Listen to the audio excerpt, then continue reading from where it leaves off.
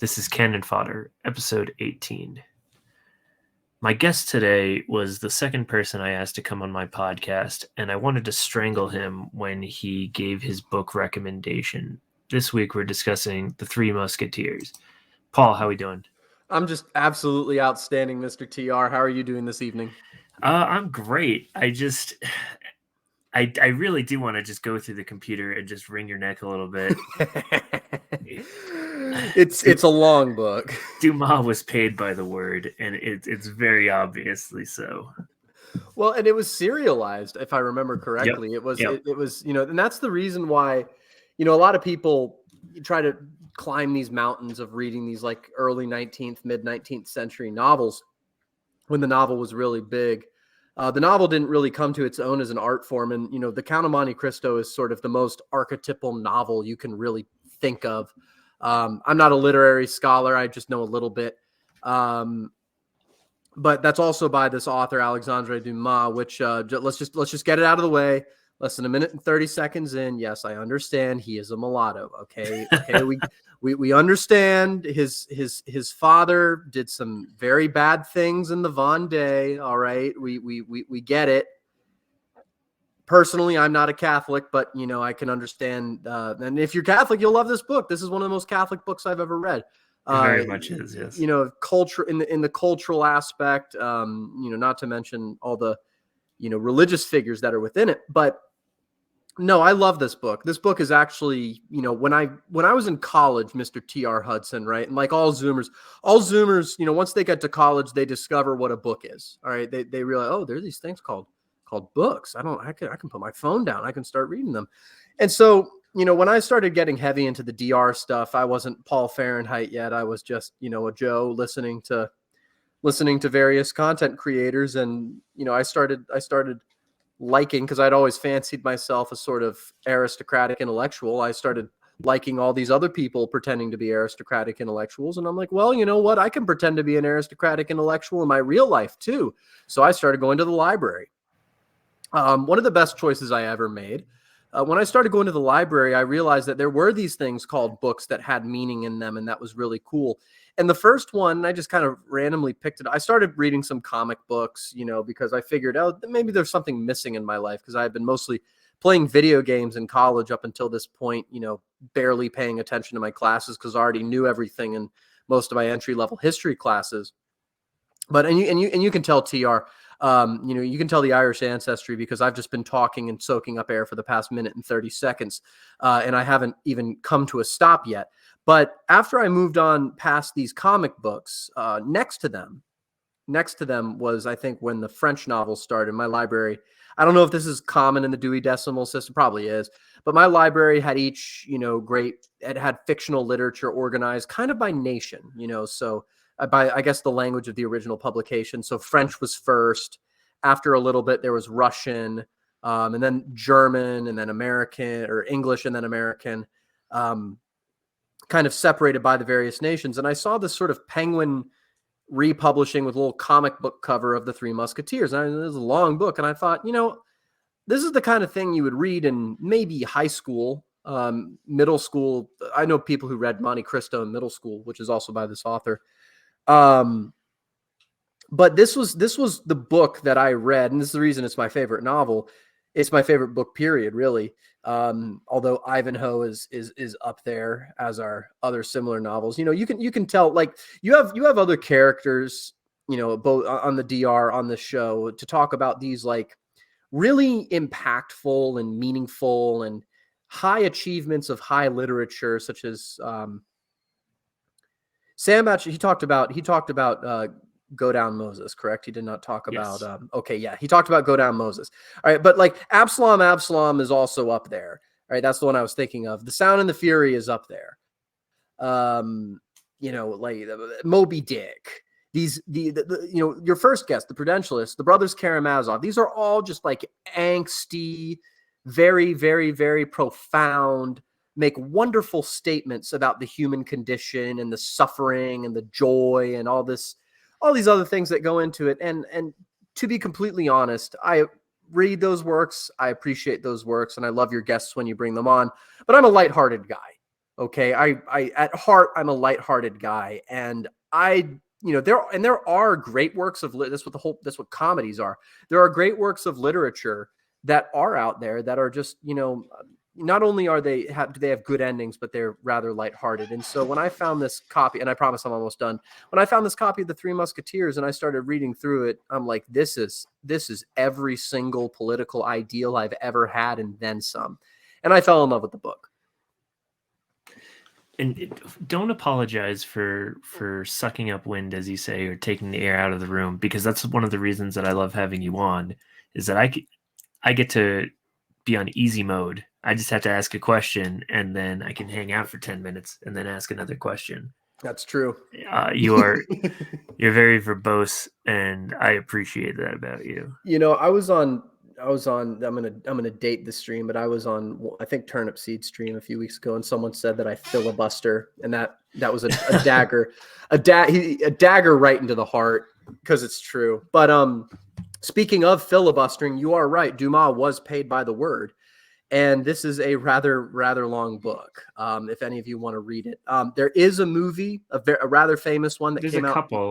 There's a couple different movies that are out. Yeah, but the one I'm thinking of is the one in '93 with I think Kiefer Sutherland, Charlie Sheen. Yeah, and then the guy who played Robin in Batman and Robin, right? Yeah, something like that. Chris O'Donnell. Yeah, if you watch that movie, I mean, you'll get to be completely honest. We've been talking about this quite a bit, but a lot of people have been talking about Innes and Marshall McLuhan and media studies and stuff like that. And we've more or less come to the consensus that the literate West is over, and we're going back into a sort of semi-literate, pictographical, semi-oral society. And so with that new paradigm in mind, if you watch the movie, you'll get the vibe of the book. You'll get, if that's all you're looking for, is the vibe of the court of Louis XIII, and the ending of the French Wars of Religion, and the sort of the splendor of 17th century pre Louis XIV court life. If you want that vibe, you can watch the movie and you'll more or less get that. A lot of the characters. Oh no, you just ruined the whole point of my podcast. I know I did. It's a swan song now. Gentlemen, it's been an honor talking books with you. We're going down with this ship. Only 7 minutes and 45 seconds in. But no, but the thing is, as a matter of fact, I think it's more important to be doing podcasts like these now more than ever, because for those of you listening to this, and this is why Double Dealer is, and what you and Mr. Mackey do is so important, is that the number of literate people are very, very, very, very rapidly dwindling. And I count myself as barely literate, compared to some of the intellectual giants that wander around. I'm no one. I'm nothing, but I can talk about a nice, I don't want to, I mean, you could call it a whimsical novel, but it's got serious moments, but it's overall, it's a whimsical and lighthearted novel. But, but these podcasts talking about books, literature, the things about them, and trying to preserve them, I think it's more important that we do it now more than ever, because we can't save the rest of the world, but we can save ourselves. And as long as, those of us who care are sequestered on this little ark in the age of Aquarius, we can at least keep the fire of something resembling culture breathing. I had a thought the other day, Mr. Hudson. I've been long considering relocation out of my native state of Virginia, and this thought hit me when I was thinking about the genetic bottleneck and how millennials are the last literate Christian generation of the Christian West. And I thought to myself, it's very possible I could be the last Virginian in a very real sense, and what scares me is that it might be correct. But sorry, I've been kind of wandering far afield. We haven't even touched, we're almost 10 minutes in. We haven't even touched the book other than the author. That's totally fine. That's part of the charm of Canon Fodder, is that I bring people on to talk about books, and we talk about everything else, including God and where we're from and our favorite movies. Well, it's like when you had me to talk about Country Squires, and I talked about everything except for my book for Mackie the first wanted to kill me because I kept bringing up I kept bringing up Herodotus and Thucydides, and he's like, "Dude, we're trying to have a literature discussion here," and I was like, "But we're talking about this." You're not wrong. Shout out J.L. Mackey, who puts up with my tangents.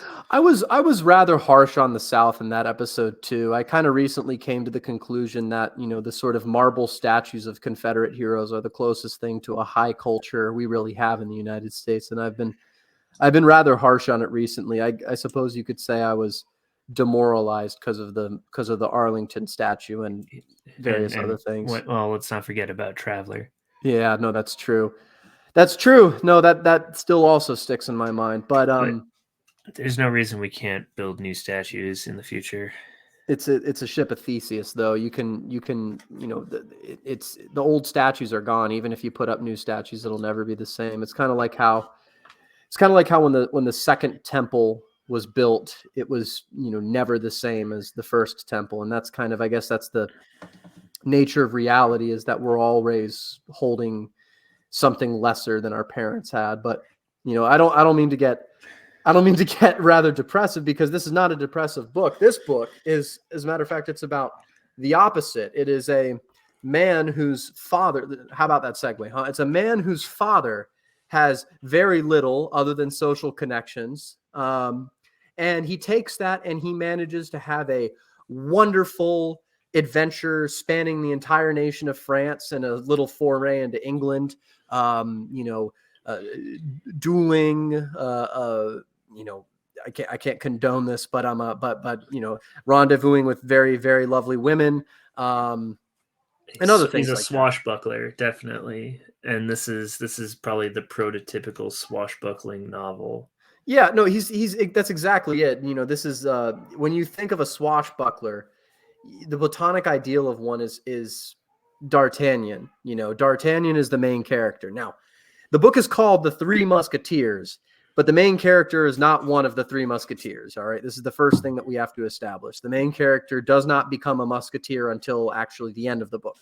All right, if you wanted to read the book and you didn't want spoilers, well, it sucks to be you, because, you know, if you listen to any podcast about a book and you don't want spoilers, like I can't say things I used to freely say, but, you know, in short, just read the book and then come back. Yes, we have a standing spoiler policy on the podcast. If this is your first episode of Canon Fodder, we will get into spoilers. I hate spoiler culture. I think that it's handholdy and it treats you, dear listener, like a child, which I don't intend to do. It's a real millennial phenomenon, is what it is. That's true. But here's the thing. Here's the thing about it. All right. So D'Artagnan is from Gascony. Okay. Gascony is a province in the south of France. I think it's where Bordeaux is, if I'm not mistaken. And I mean, one quick Google search fixes that. Yes, it is. It's not where Bordeaux is. Actually, yes, it is. Yeah, it is. It's where Bordeaux is. That's the most famous city there. It's the biggest city. It was a holding of the Kingdom of England for a while. Eleanor of Aquitaine, which is kind of the title for the south of France. That's the swarthier part of France, where all the Meds live. France is like this weird country, right? It's right, and this is probably why it's the cultural center of Europe. But it's kind of Med, but also kind of Nordic, but also kind of like a little bit Alpine, but also kind of like Celtic, because you've got the Bretons, and then it's also kind of like, you know, Scandinavian, because you had the Normans, and that's the thing about France. You know, France is a, you know, and England kind of took this model, but then, you know, changed itself. But France was sort of this, I hate to use the word melting pot, but it's this place that is in the intersection of all of these great regions of Europe, the Mediterranean. Call it the crossroads of Western Europe. Yeah, you could call it the crossroads of Western Europe. You know, you've got the Mediterranean world influencing it from the south. You've got the world of the North Sea influencing it from the north. Germany influencing it from the east. The British Isles influencing it, and the Atlantic Ocean influencing it from the west. And it's France. If England was not to be the great power of Europe at the end of the Napoleonic Wars, it would have been France. It would have been France. And France had, I mean, it was France for a little bit there too. it was, but like, you know, if you know, the thread of Providence had been threaded a little bit differently, it would have been France and not England who would have ruled the world, and we would have all been speaking French. And I don't know if that is better or worse, but France also, you know, France is kind of one of the centerpieces. Without understanding a little bit of France, you can't really appreciate the novel. All right, you have to understand France is, and I mean, almost everyone in the American imagination has at least a little bit of a picture of an idea of what France is. But yes, so put on your beret, get your cigarette and your baguette, and you'll be able to read this book.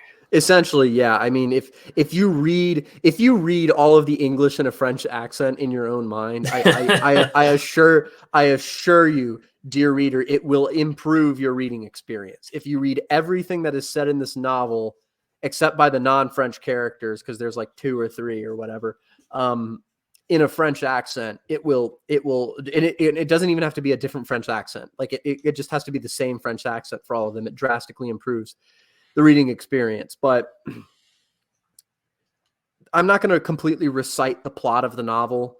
But suffice it to say, the main character is an individual called D'Artagnan, who we have already established is a swashbuckler. He's a swashbuckling hero, and he is from Gascony, which is the south of France. And you can tell he's from the south of France. You can tell he's from the south of France. You can tell that rather Alexandre Dumas is writing the book because he always picks meds and the swarthiest meds that he can find as his self-insert characters. All right. So this is another thing. D'Artagnan is a self-insert character for the author Alexandre Dumas, just as the Count of Monte Cristo, Edmond Dantes, was also a self-insert character for Alexandre Dumas. All of the best writers. What is it? I forget who said it, but it was like some reader asked an author, you know, which character was a self-insert, and the author said they're all self-inserts. But D'Artagnan goes from the south of France. His father is, you know, impoverished. He only has like a lame mare and like a rusty sword and a little letter of introduction to his old friend. I'm trying to remember his name. Here's the thing. I have to have a list of character names to kind of keep track of the book, because if you read this, it has a rather convoluted plot. All right. A rather convoluted plot. Monsieur de Treville, that's who it was. Monsieur de Treville, who is the captain of the Musketeers. He is in charge of them, and he's an old friend of D'Artagnan's father. And so D'Artagnan's father gives him a letter and tells him, oh, you know, you're going to go up north to the capital. You're going to go to Paris, and you know, you're going to try to win your fame and fortune because we have nothing to offer you here. And, oh, my old friend, Monsieur de Treville, is the captain of the most famous regiment of the King's Guard, the Musketeers. And this letter of introduction will surely put you in his good graces. And D'Artagnan, you know, if he was a smart and prudent man, would, of course, go all the way up to Paris and, you know, introduce himself to Monsieur de Treville. And if I don't speak French, those of you who speak French, if I'm butchering these names, I don't care. Without delay. But he is not a smart and prudent man. He is a Gascon, which means he has what is called high time preference. All right. And so on the way there, he manages to, you know, anger an individual who, you know, instead of dueling him, I think he challenges him to a duel, and then the dude just like has a bunch of thugs beat him and knock him out. and he steals his letter. He's always trying to get into fights. He's always challenging people to duels. I wonder if it's, well, I won't get into it, but one thing that I did appreciate about this novel is that all the French stereotypes are present. Oh, the French love it. The French love living up to their own stereotypes. It's their But favorite thing. you've got like D'Artagnan is definitely like a sensualist, kind of a ladies' man type. Always has his eye on the next. I won't say anything crass, but he's always looking at women in a certain way. You've got Porthos, who's sort of the man of appetites. Well, I mean, they're both sensualists. Porthos is the so yeah. We've got to actually introduce the Three Musketeers now, all right? And you have to say them in the right order. You can't say them in the wrong order. You're right. You know, all right. So it is Athos, Porthos, and Aramis. There you go. And all three of them are kind of are different, and they all have different backstories and different. And these are all, I think, based on real people. Actually, those three were. This is a one. You could say this is almost a work of historical fiction. Oh, it definitely is. I mean, he wrote this takes place in what the 17th century, right? Yeah, 17th century. And Dumas writing in the 19th century. Yeah. This was written after the Napoleonic Wars, at a time when romanticism was a big thing, and all of these early France needed sort of a win or something to keep itself going in some ways. Well, I mean, it kind of did, but it also it's like with nationalism, with the advent of nationalism as a thing, all of a sudden people were looking at themselves in a way completely different to how they had been looking at themselves in the sort of world of the Ancien regime, and even in the world of the Reformation, because people like to talk a lot about the early modern period, but the world of the Protestant Reformation was still a very medieval world. And I honestly, I say that the Middle Ages didn't really end until the Treaty of Westphalia. I say that's what really truly ended the Middle Ages. I think I heard, sorry to interrupt you, but I think I heard, what's his name? Steve Bannon say something very similar. Yeah, probably. I mean, with the invention of the Westphalian nation state, that was, and of course you can always find precedents, and there's all these, people who are also historians who totally disagree with me and yada, yada, yada, yada. But, there's this idea of nationalism. All right. All of a sudden you have, what is it? De Gaulle, this is going to be a very French episode. De Gaulle has this saying, he's like, how can you have a one-party state in a country with, I think, 246 different varieties of cheese? All right. And that's kind of what you have to keep in mind whenever you're reading about 19th century nationalism. It's not just like in France, the obvious examples are the Bretons and the Provençals and the Gascons and the Basques and the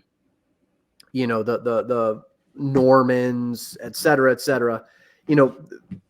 France, has this example. You can find all these like various sectarian nationalities within the rest of Europe. It wasn't just that. It was the fact that the people in Bourbon spoke a completely different dialect from the people in Lille. Almost, it was somewhat comprehensible, but that was just simply because these people did not really leave their areas as often as they could. And the thing is what happened with nationalism in the 19th century, and this happened with every single country in Europe and really the United States as well, is that what happened is that there was, under the guise of this like unified national entity, one region conquered all the other regions in a geographical area and then started making them like this region. And sort of like Prussia. Yeah, exactly. Prussia is the example for Germany. When Prussia unified Germany, they attempted to Prussianize Germany, and it still is largely in effect. Or even in America, you could say that we've Bostonized. That's true. That's what the American middle class kind of ended up looking like, is we all think like WASPs. We all dress like WASPs. We all, think about colleges like WASPs did. The antebellum South was a completely separate world. And it's only up until now that the South is starting to separate itself a little bit, which is good because we're leaving that era and we're going back into a period of, I'd say, because particularly with Zoomers, because they're such a fractured generation, you're starting to see breakdown of unification, and this is why these 20th century systems, and even why the 19th century nation state kind of doesn't really exist anymore. In Italy, it was the region of the Piedmont under Count Cavour that attempted to make the rest of Italy into the Piedmont. In France, this happened much earlier, but it was essentially the dialect of French spoken in and around Paris was basically imposed on the provinces, on the rest of France. France is actually the starkest example, and it's the first and most complete version of this happening, because France didn't always revolve around Paris. It did for a significant portion of its history, but it wasn't really until the 13th and 14th, and really, the end of the 100 Years' War and all of that France really was the first unified nation state that essentially kept the provinces as basically value creators for the city of Paris. France has one city and everything else. It's kind of like, you might say that the United States Germany had a totally different model. Germany is like, make as many cities as possible, and no one of them can be like the city. The United States is kind of similar to that, but it also the United States kind of has both. We have we're big enough to have both. Yeah, we are big enough. Really, we're just like a bunch of Frances. And also like a couple of Germanys here and there, because the Northeast it took the German model of as many cities as possible, but of course they all melded into one mega city. But the closest city to Paris in the United States is not New Orleans, it's actually Chicago, because basically the entire Great Plains and Midwest exists to feed Chicago, essentially. Another great book, Nature's Metropolis by William Cronin. Go read that. Best ecological history of anything I've ever read. It's about the founding of the city of Chicago.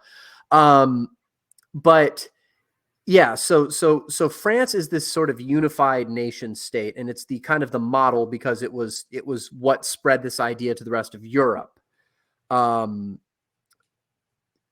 England kind of sort of didn't really have to implement this, because all of their people were close enough together that they started speaking English anyway, except for the Irish, but that was a problem for later.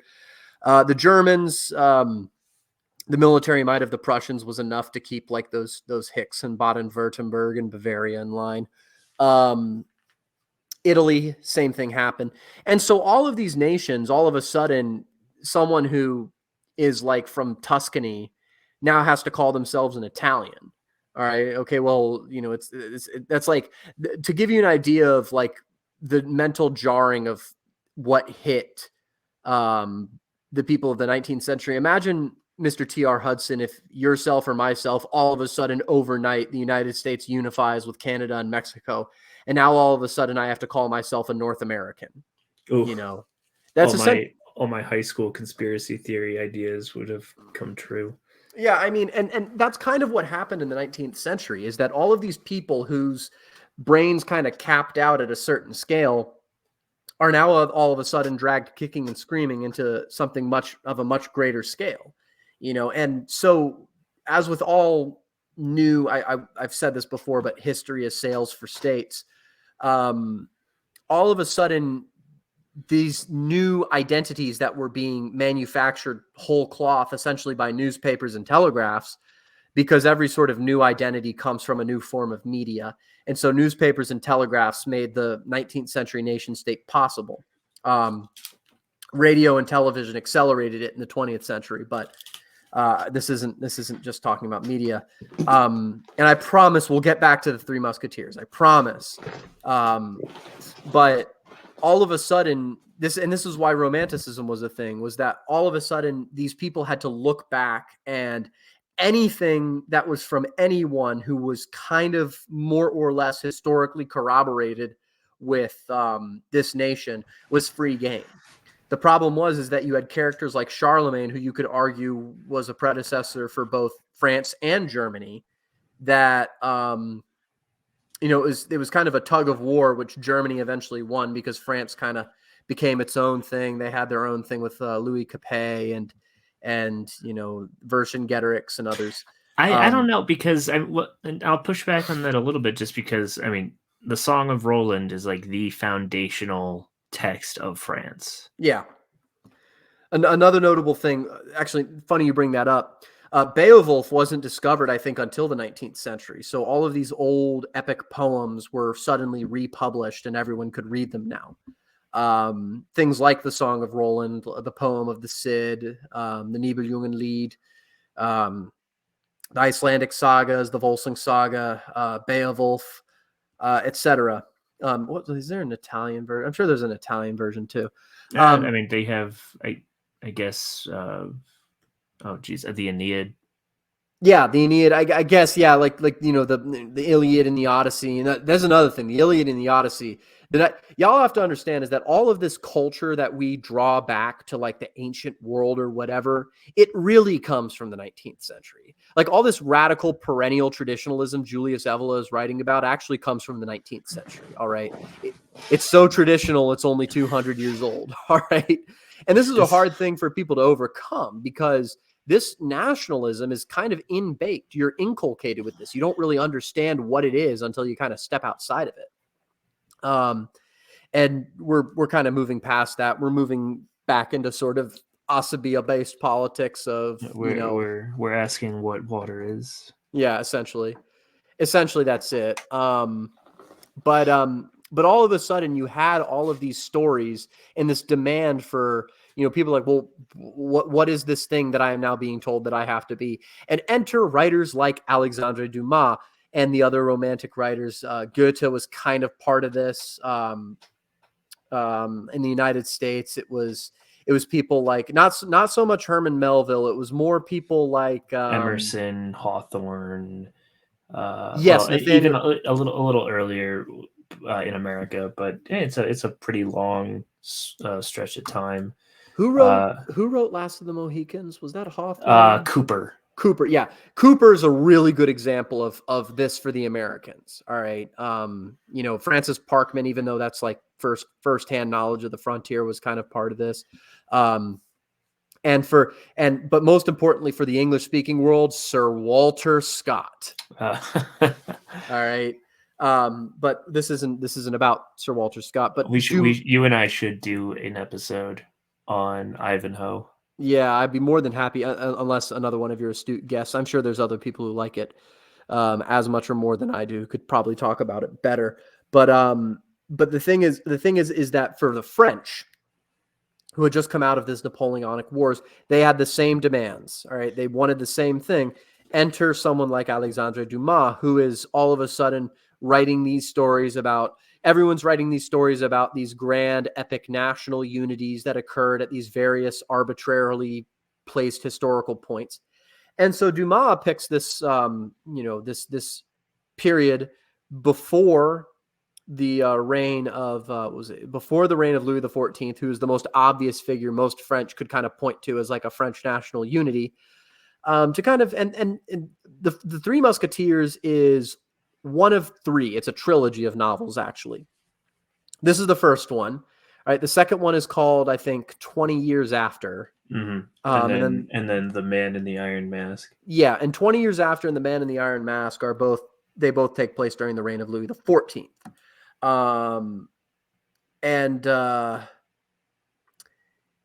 But this is taking place during the reign of Louis XIII, who, is also called Louis the Just. But he was kind of an impotent king, didn't really do much. He was married to a Habsburg from Spain, who her name was Anne of Austria. I think this was before the War of Spanish Succession, back when the Habsburgs still ruled Spain. And there's this funny little line. It's kind of in the first page of the book, but it's like, it's talking about how the peasants, they saw banners up on the hill, or they heard a commotion up on the hill. And this is when D'Artagnan's riding into this. I think, it was the town of Meung, Meung, I think. I could be getting this wrong completely, but I'm going off of memory. And there's this commotion happening up on the hill, and it's really D'Artagnan. But Dumas starts talking about, it's like, what was it? The peasants would all they were all calling themselves up into a fuss, going to the armory, and then you're trying to determine if it was wolves, bandits, or one of the armies of the various political players. Or Huguenots. Yeah, Huguenots, the king, the cardinal, or Spain. All right. And he has this line is it's what is it? It's like was it the village would always take up arms against bandits and wolves, sometimes against the Huguenots and the king, and never against the cardinal or Spain. and it kind of shows you it kind of shows you where these, it's talking about, I mentioned Asabia earlier, kind of tells you where these peasants kind of understood reality to be. Is it's like, France has always been a riotous nation, which I think is funny here because it's just right on the outset. Well, but go ahead. Oh no, and just that France, you are made to understand, at least at this time, because I think it changes post Napoleon, right? But you were made to understand that the Catholic Church for France at this time superseded all other authority. Yeah, that's true. And I mean, the thing is, you have to understand is that this is a post-Napoleonic picture of pre-Napoleonic France. So many things are exaggerated, but many things are not exaggerated because the political authority of the church is something that is not at all understated or, undertreated by Dumas in the character of probably the most famous character of this novel, the Cardinal Richelieu, who is you talk about D'Artagnan as the Platonic swashbuckler. Cardinal Richelieu is the Platonic sort of schemer. Oh, he's Machiavellian to the core. Yeah. As a matter of fact, we get the phrase "éminence grise," gray eminence, from a Capuchin monk. I think Father Joseph was his name, who was like, the cardinal's secretary. The Capuchins were they were like the Benedictine. They were like the French version of the Benedictine monks, and they attended many ministers of the church. But he's called the Gray Eminence because he was always walking around the palace in this very simple monk robe. And there's this portrait of it. You can kind of see it, where all these flamboyantly and colorfully dressed nobles are, showing all this deference and bowing towards this, sackcloth cloaked Capuchin monk who isn't even looking up from his prayer book to address them, which kind of tells you, how the authority in the palace worked. The Cardinal de Richelieu, which is his title, not his name. I don't remember his name, but everyone knows him as Richelieu, is the power behind the throne. All right. Louis the 13th is, he's not a bad man. He's not a weak man. It's just, he's kind of an impotent monarch. He kind of maybe just doesn't understand the situation that he's in. And he understands what Richelieu is up to, but he can't do anything about it because he understands that, he's entirely dependent on Richelieu to keep his kingdom running. And the book, at least initially, kind of tricks you into thinking that Richelieu is the main antagonist.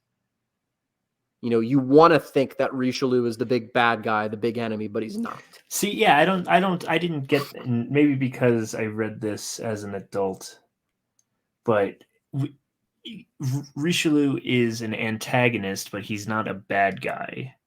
In fact, his whole reason for his actions is to, one, keep the Habsburgs out of France.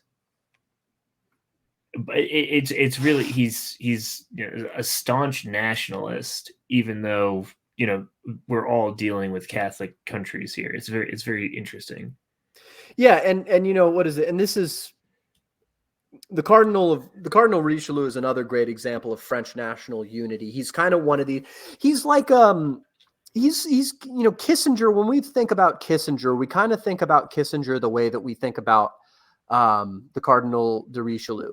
Right. And the reason that I think those of us on this side of things have so much respect for someone like Kissinger is that no matter what you say about him, you can never for a moment doubt that he always pursued the best interests of the United States as he saw it at all times.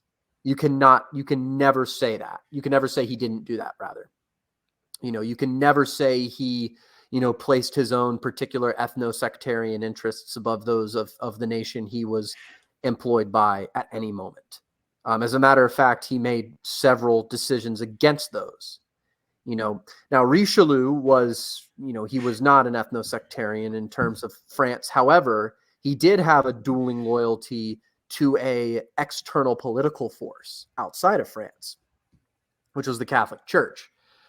Theoretically, he was subservient to the Pope, but in reality, he never really was. But that was still like he had to keep up appearances, and he was like, he was a French cardinal, emphasis on French. Yeah, and he could have never like openly acknowledged that he was involved in politics and had spy networks everywhere and all this other stuff. He was always like, oh no, I'm just an advisor to the king on this, that, and whatever. The king is a very religious man and loves the church very much and wants to keep a cardinal close to him and all this other stuff. And this is very common in Catholic countries because there's, and this is where the phrase comes from, but in, a Catholic political economy, if you're in secular politics, you have to be ring kissing all the time.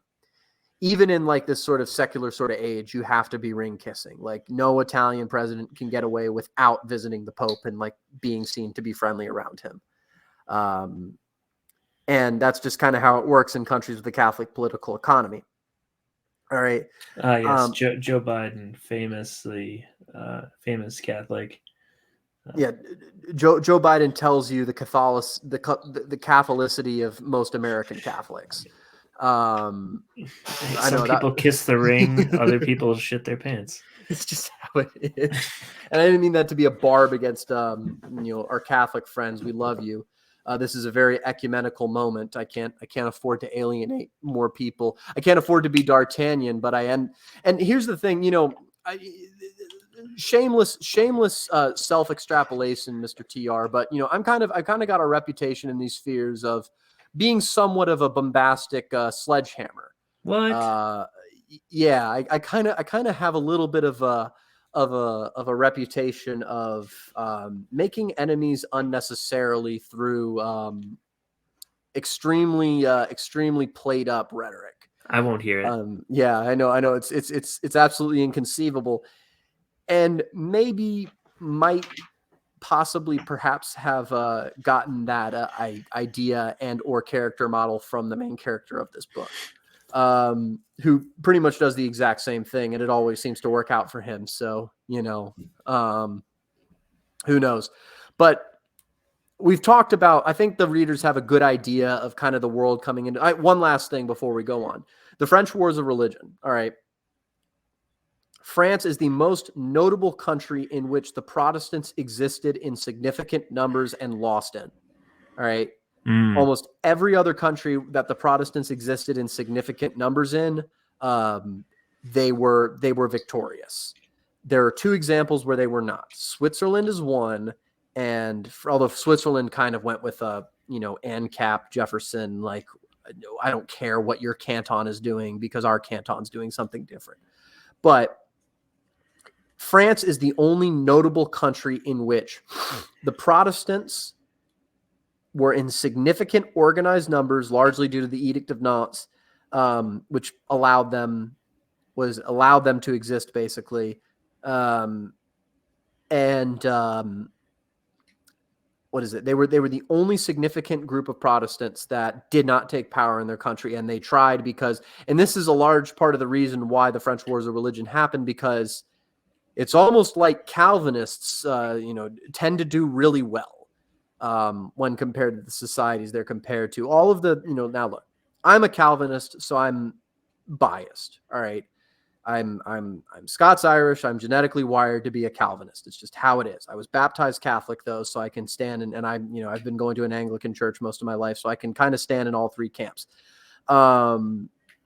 Maybe one day I'll be forced to choose, but all the Calvinist nations, the Scottish, the Scots, the Dutch, the Swiss, the Puritans, who then later founded New England. And I think there's Hungarian Calvinists, but they kind of don't really matter at all. And the Prussians. The Prussians were Calvinist. They were not Lutheran. They were Calvinist. These are all very, you would agree, probably very numerically small peoples comparatively to other peoples. You would also probably agree these are very disproportionately successful people. Yes. The Dutch were, the Scottish were, the Prussians were, and the French Huguenots were, despite many things, including later exile. The French Huguenots, dissipated and added their strength to the United States, England, the Netherlands, Prussia. And the French Huguenots were Calvinists, and they were fighting in what were called the French Wars of Religion. There was I think it was the Crown Prince of France. I don't know if he was a Huguenot king, but he was a Huguenot Crown Prince. I think it was Henri IV. And then when he became king, or when he was about to become king, he abandoned being a Huguenot and became a Catholic.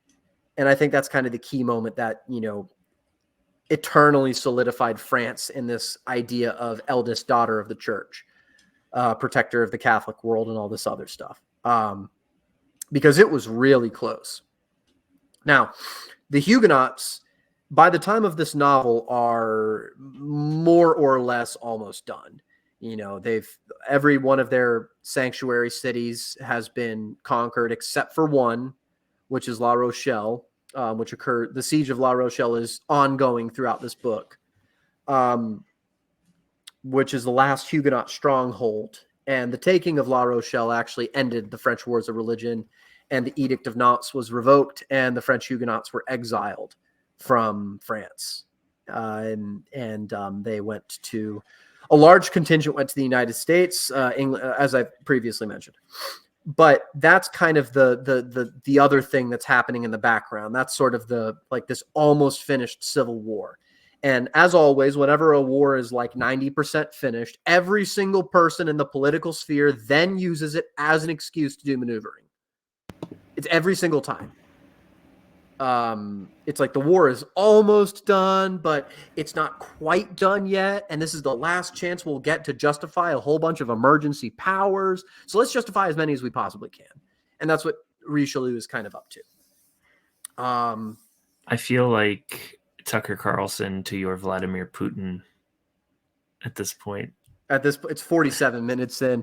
You beat Putin. I did beat Putin. But we've talked about it. We've talked about characters, but now let's actually get into now that we've had a little bit of a dip in the toes to the to the novel itself, and then a massive dunk with the historical context and what Dumas was writing it and all that. We can actually get into the book a little bit now. All right, I'm satisfied. I feel we have set the scene after 47 minutes, and we can now talk about Athos, Porthos, and Aramis. All right. As long as you're satisfied. As long as I'm satisfied, that's all that matters. All right.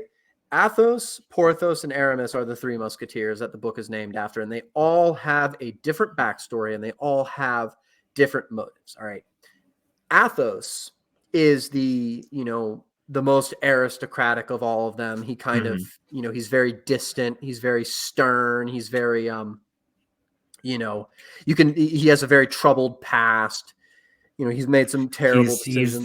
He's the prototypical French, you could see a Camus come out of the mold of Athos. There's two kinds of. He's very fatalistic, kind of a drunk.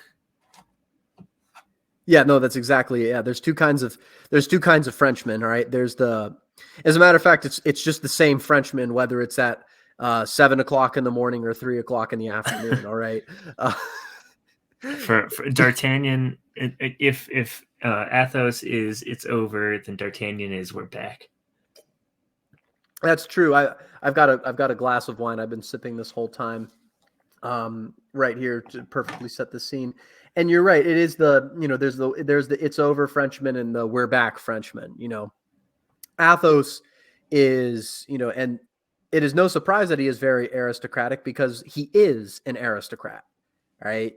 He was a minor count, and something very terrible happened to him from the real antagonist of the novel, and he has never lived it down, and he's lived with it and carried it like a weight on his shoulders silently for his entire life.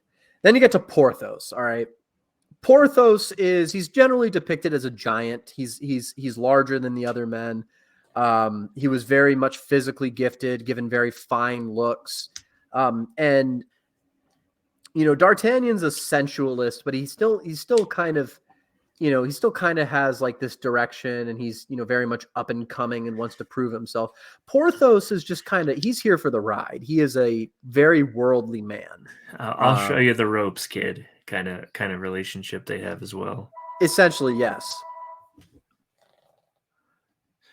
So while Paul goes and handles a landline telephone, which we haven't had since the early 2000s, let's go over our other characters as well. We have Aramis, who is the most chaste. He is the most religious of the three. I think he actually, at the end of the novel, he goes off to become a priest. Yeah, he does, and that's very unprofessional. I should have this would be terrible because this is a very professional show here. I should have muted the phone. Is that a landline? It is a landline. Yes. Oh my god. Yeah. Careful, don't blaspheme. Mailed. But yeah, no, Aramis, speaking of, Aramis is he's very intellectual. He's very bookish, erudite, knows a lot because he is, studying to be a priest. He wants to be I don't know if he wants to be a Capuchin or a Jesuit or what it was. But that's what he's studying. I think he's a Jesuit by the end. Yeah, he wants to be. I guess he wants to be a freaking Jesuit. Up to their tricks. 0 days without Jesuits trying to ruin everything. Even you Catholics agree with me on that. Like at least with the Dominicans, you know what you're gonna get. At least the Dominicans, it's like fire, burn at the stake, Inquisition. But like with the Jesuits, they pretend to be your friend. And anyway,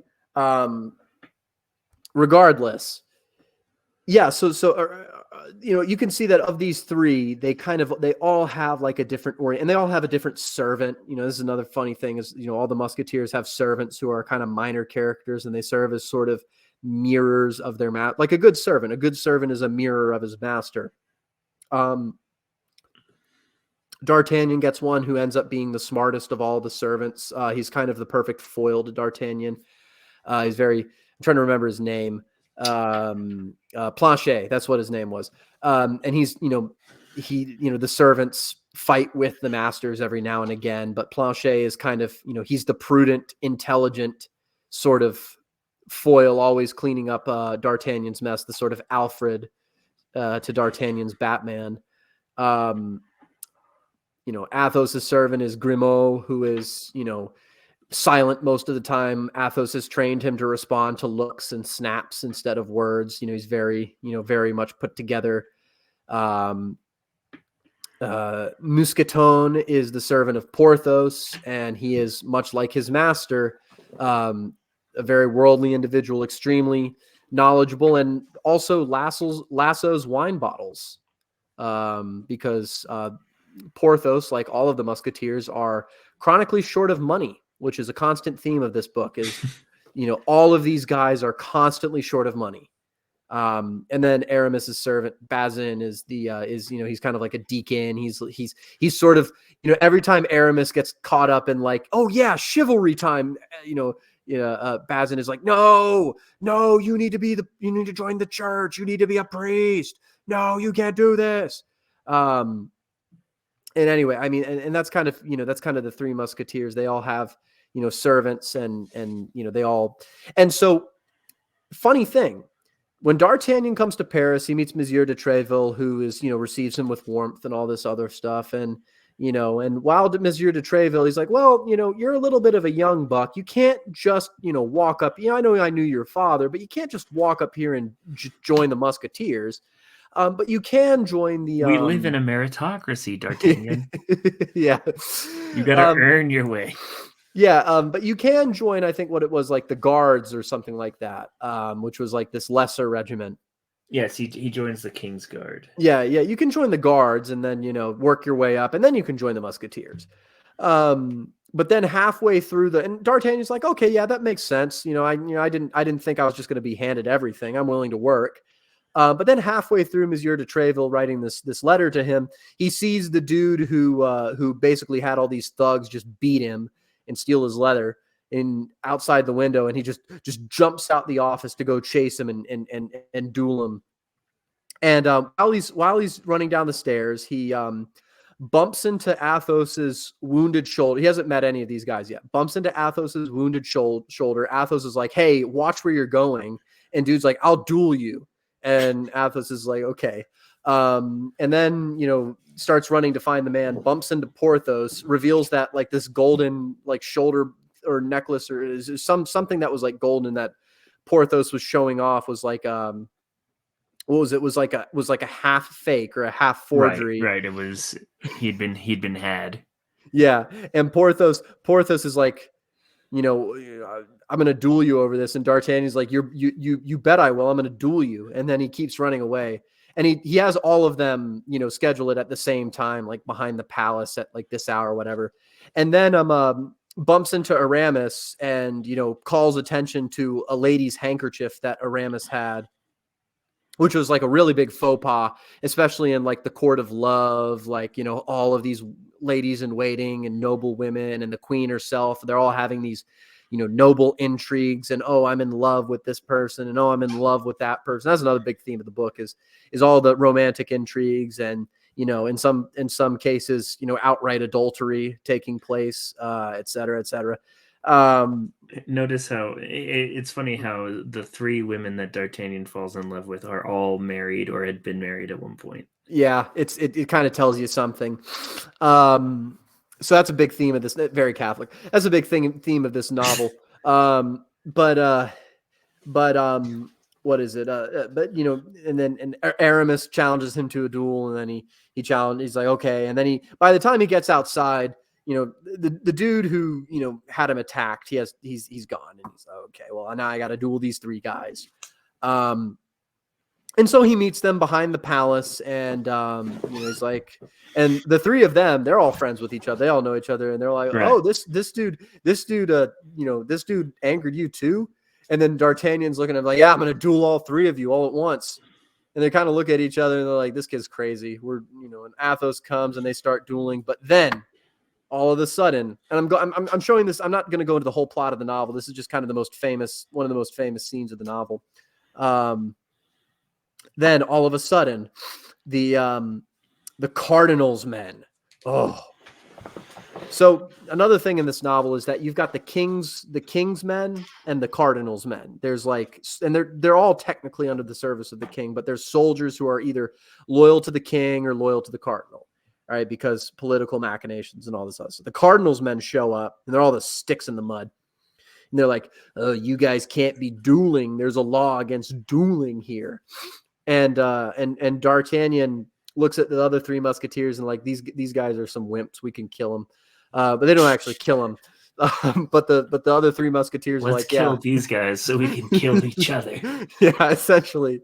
And so they go and and then I think D'Artagnan duels like the Cardinal's best swordsman and wins. And then all of a sudden everyone all of a sudden knows D'Artagnan's name all over Paris because he dueled the Cardinal's best swordsman and won. And then the three musketeers, they like this dude because he was able to, like, I don't know, fight four guys at once and win. They're like, oh, you're pretty cool. We'll start hanging out with you now. And so that's kind of how this whole friendship gets started. And, there's all sorts of stuff throughout the novel. Anne of Austria is in love with the advisor to the King of England, the Duke of Buckingham. But she still remains loyal to her husband, the King of France, but she's in love with him and like has little like messages and tokens and stuff like that. And, and there's this weird thing with like D'Artagnan falls in love with his, like, he rents this apartment and he falls in love with his landlord's wife. And then something ensues with that. But I would feel remiss if I did not go into detail about the novel's primary and major antagonist. All right. Women. Women, essentially. Yes, gentlemen. And right at the hour mark, we are getting into the conflict of the novel. Gentlemen, I regret to inform you, women. All right, and that is so she's called Milady throughout the entire novel, which should already tip you off to what her status is. And 1,000 fedoras tipped at once. Essentially. But that's short for Milady de Winter. She is the Countess de Winter because what is it? Because she was married to the Count de Winter, and her brother-in-law, who shows up in the novel, thinks that she killed his brother, the Count de Winter, in order to inherit all of his money and become independently wealthy. She is a very wealthy widow. All right. And she is constantly, and she was working with the dude who what is it, was had D'Artagnan beat in the first section of the novel. Roquefort, right? Yeah, I think so. Yeah, I think so. I don't freaking know. But she's in the employ of the cardinal. We find this out later, but she's one of the cardinal's spies. All right, and she's got her own stuff going on, and the cardinal is trying to use her to humiliate Anne of Austria. All right. Why is this? Well, Anne of Austria is the wife of King Louis XIII of France. She's, Anne von Habsburg. She's from Spain. All sorts of stuff gets accused of her. And the cardinal is, partially trying to keep Spain out of France for, nationalistic, patriotic reasons, but also partially because Anne of Austria spurned him in favor of the Duke of Buckingham. The Duke of Buckingham is kind of the English counterpart to the Cardinal de Richelieu. They're both kind of vying to be the most powerful man in Europe. The Duke of Buckingham controls the throne of England, like Richelieu controls the throne of France. And Buckingham is having this love affair that does not include adultery. The novel's very explicit, does not include adultery, but it is like this love affair where they're like courtly love. Yeah, courtly love, maybe like little pecks and stuff like that. I don't know if kissing counts as adultery. And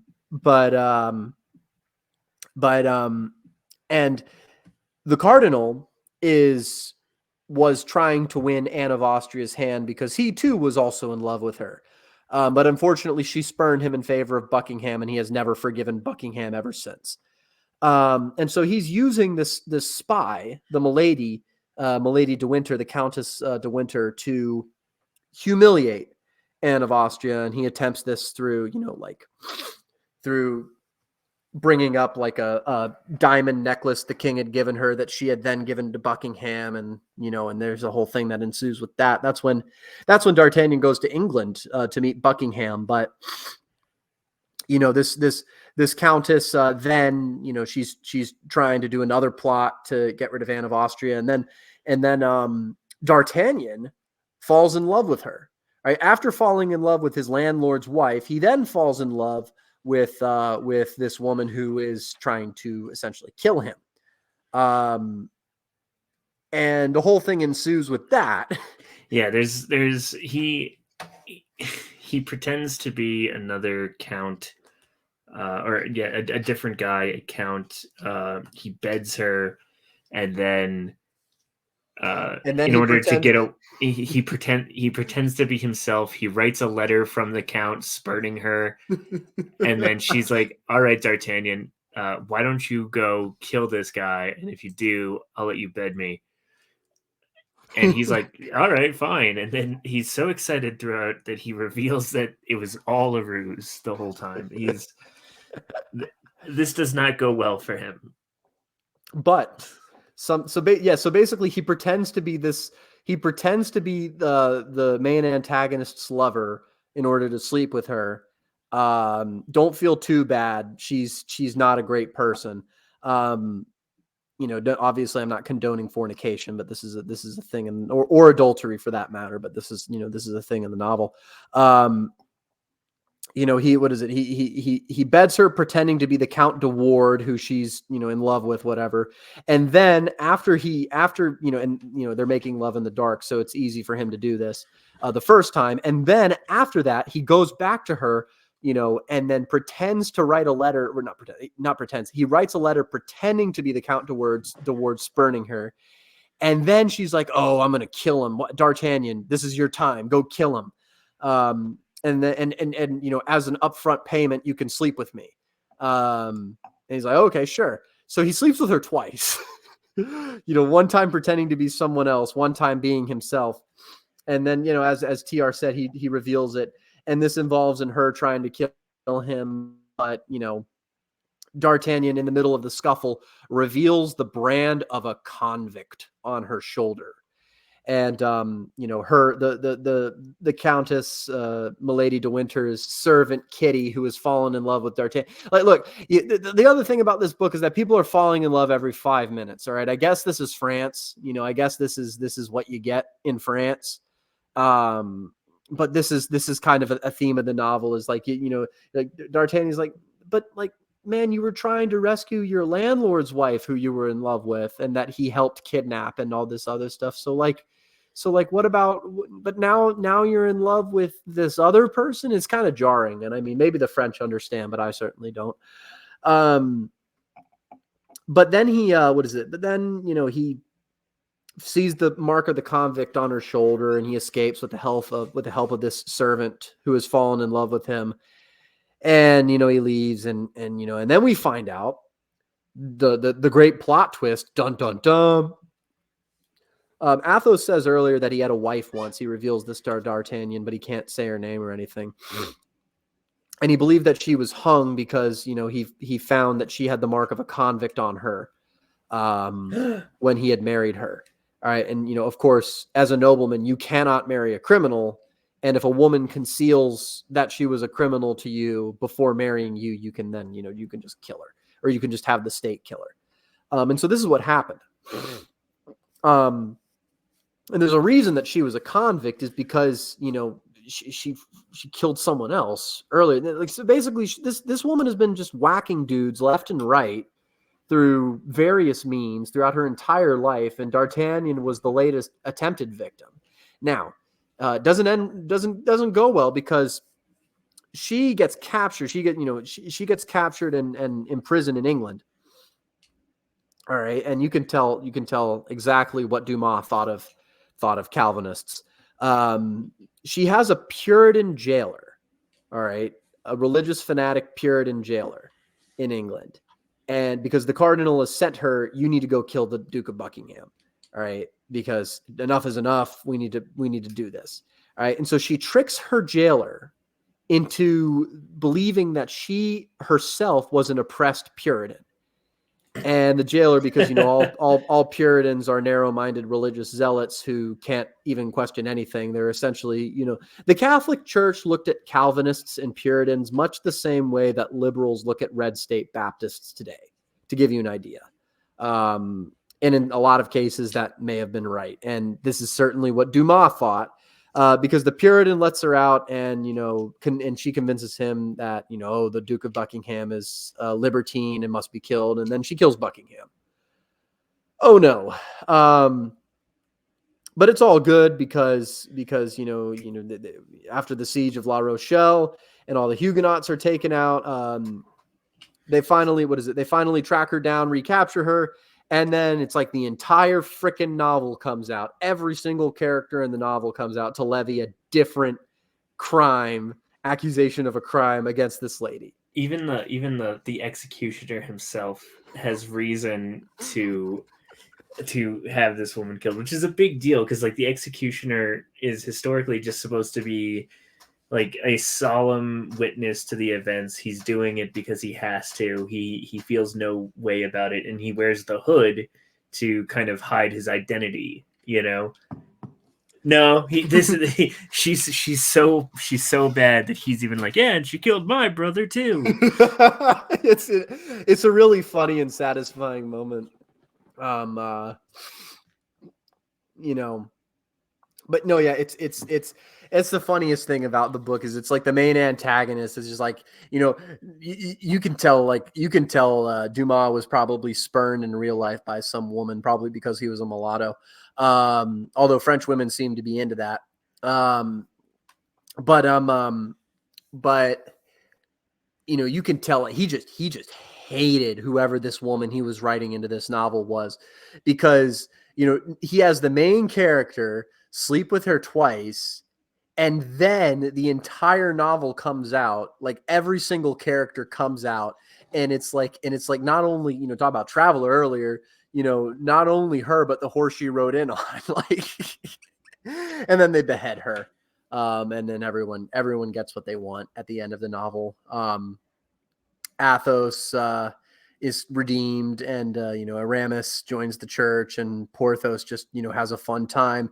And the Cardinal de Richelieu, you know, once he finds out about all this, and that this spy of his, Milady de Winter, was killed, he's not even mad about it. Oh, he's like, yeah, she was annoying anyway. He's not even mad about it.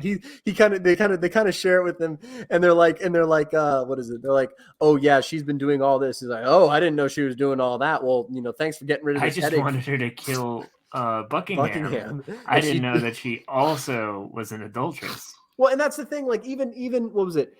Even Buckingham gets what he wants, because I think at one point in the novel he said, "If I can't love you, I will die," or something like that. To Anne of Austria.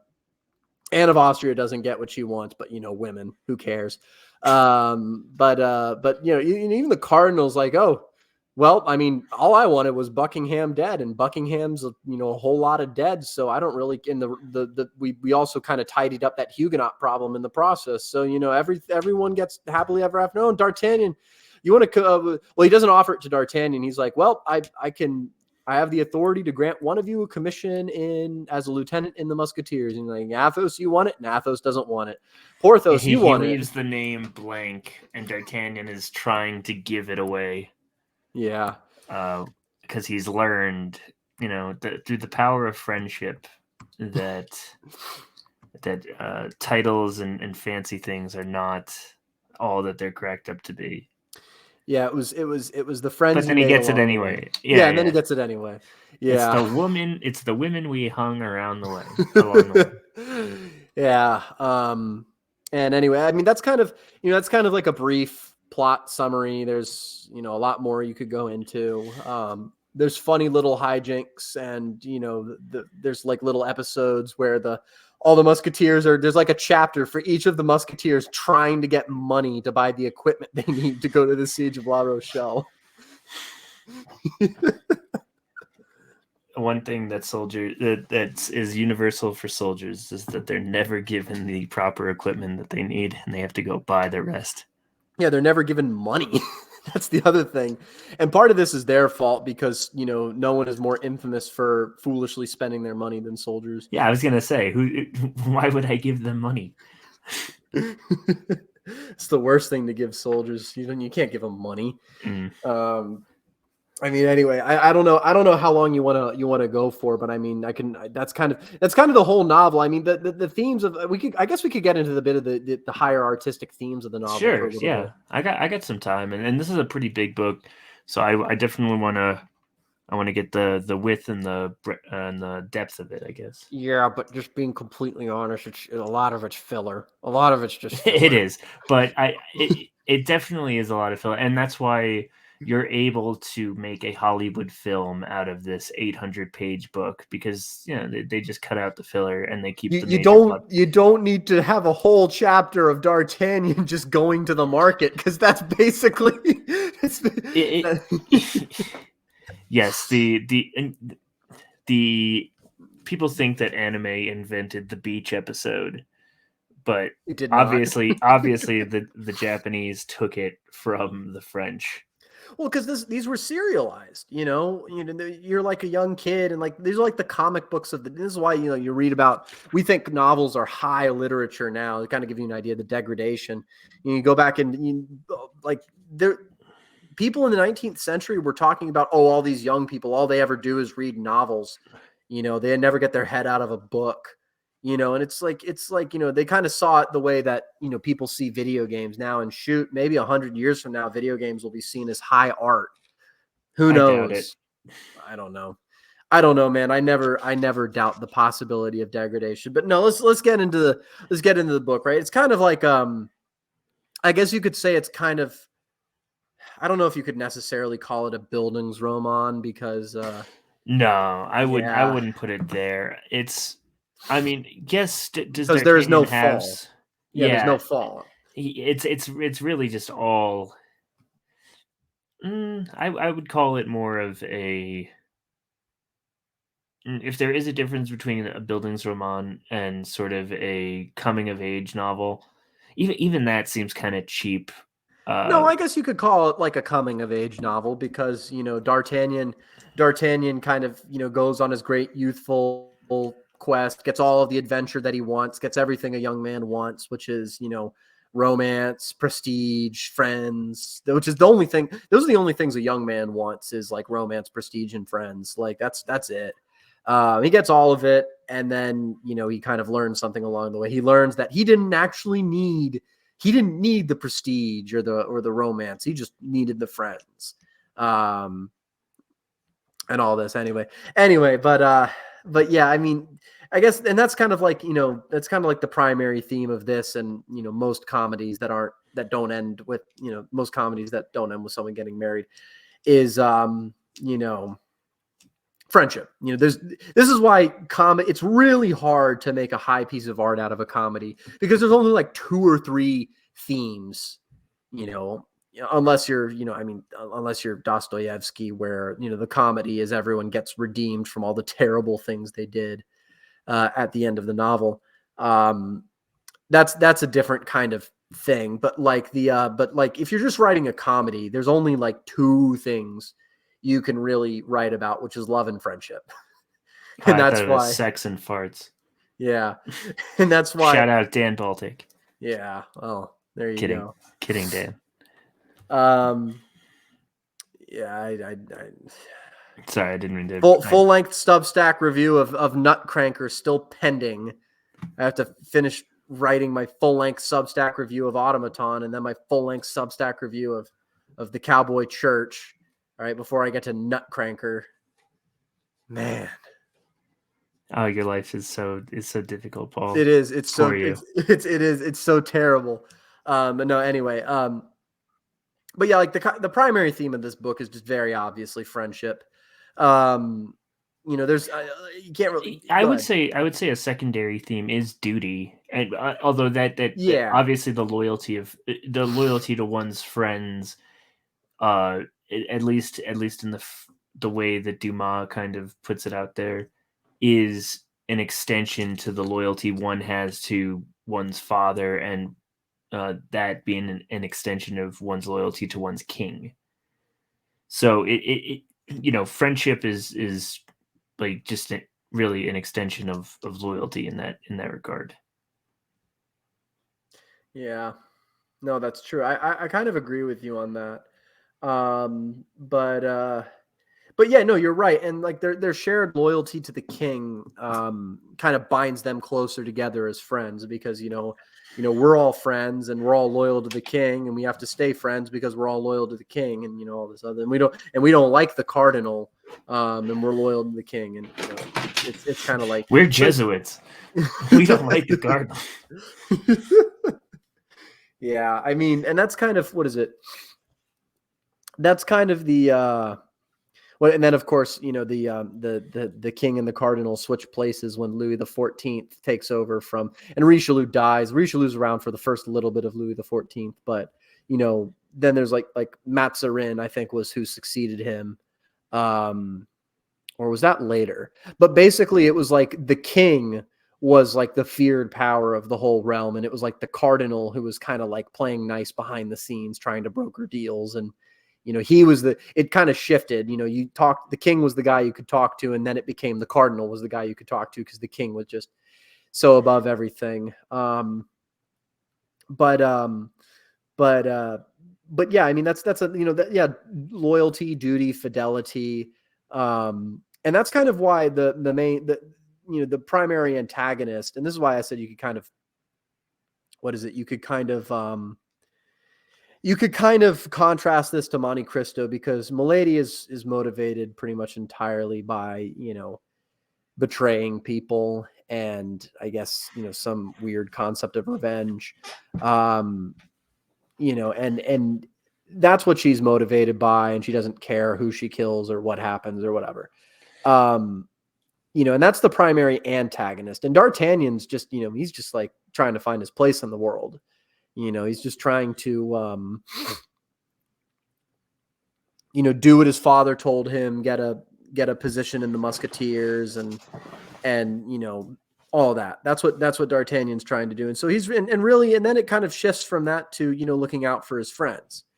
And this is a book where, very much justice does exist, and, and is executed relatively swiftly. Everyone gives about as good as they get, except for the Cardinal's men and the Huguenots. But that's kind of how it goes. I mean, it's justice is another, I guess you could say, another theme of the book, in the sort of arbitrary abstract sense. But I mean, like, look, it's a comedy. You could pick any like generally good trait and any general virtue, and you could say, oh yeah, this is represented in the book by this. But that's kind of, I guess it's kind of like the thing. Chivalry, like the idea of chivalry, I guess, kind of exemplifies all of this. This is why people say this is one of the great chivalric novels, alongside it's like France's counterpart to Ivanhoe. It's also I would say that, especially given the time, the ideals of liberty, equality, and fraternity are chief among those themes expressed by Dumas. Well, yeah, and we've got an hour and 21 minutes without saying the most famous line of all the book.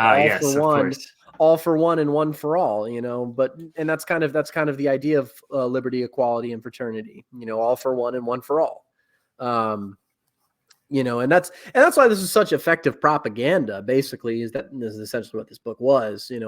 Most all fictional literature that we like is, was or has been, except for the stuff that's too complicated for you to read. That's actual, fictional literature, and even then, that's probably still propaganda. But this was great propaganda in the 19th century. It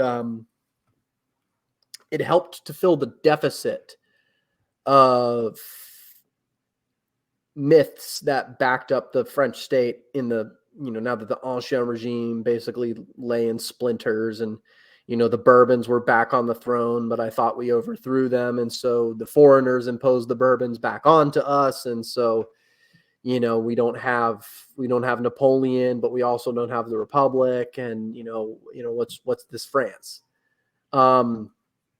This is an ongoing project. Victor Hugo, the only thing anyone remembers about the 1830 French Revolution is Lemmy. That's it. It's the only thing. I very much like Lemmy, though. So yeah, I know. A lot of people like, I've never watched the musical. I personally think musicals are kind of silly. I don't like musicals. Well, that's because you're uncultured. You're not the aristocrat you think you are, sir. Well, I mean, I hate aristocrats, and I've made this very clear. He says behind a 17th century aristocrat's portrait. But anyway, I digress. But yeah, I mean, that's kind of like, that's kind of, the whole novel can be summed up: all for one and one for all. That's the Musketeers. They're all friends. They all fight for each other. They have their vices. They have their, little personal things and their virtues. They do have those as well. Yeah, they have their virtues. I would say they're complete characters. I mean, they're a little two-dimensional, but you want to know the harsh truth? What? Most people are two-dimensional characters. Oof. Fair. Yeah. There's Go ahead. I think we'll end that there. Well, Mr. Farenheidt, where can people find you? How can they support you and hear more from you? Well, I mean, first and foremost, if you haven't subscribed to the Old Glory Club, do that. Just do that. We're working on stuff. Other than that, Cav King Paul on Twitter. You can see me begging the defense establishment for jobs on the timeline. You can also find me on Telegram. Hotel Fahrenheit is, I think, what it's on Telegram. My Substack is the Fahrenheidt Family Archives. I never publish anything, but I have a good backlog of articles about a variety of topics. My most famous are my Second American Civil War duo of articles. Which we need to talk about at some point, because I feel like our what you and I think of what would happen align pretty well. Yeah, it might be too much Kaiserreich though. But yeah, no, we will at some point, whenever the topic inevitably comes in vogue again, I'll probably publish a third part and then go on another live stream circuit. And then finally, if you haven't bought all of the Double Dealers issues and, subscribed to their Substack and given them money, which you should do, once you're done with all of that and you've listened to the episode that I had talking about Country Squire's notebook, you can then go to my Gumroad and find a Country Squire's notebook and then purchase that. And I know that's a decent amount of shilling, but that's all I really got. And we'll make sure to put all of Paul's links in the description below. One more thing. If any of you work for the Department of Defense, please give me a job. Yes, it can be any job. Paul is very good at cleaning toilets. It's true. He just needs those benefits. It's true. If you've made it this far, I just want to say thank you. I'm terrible at ending podcasts, so for now, we'll just say insert ending here.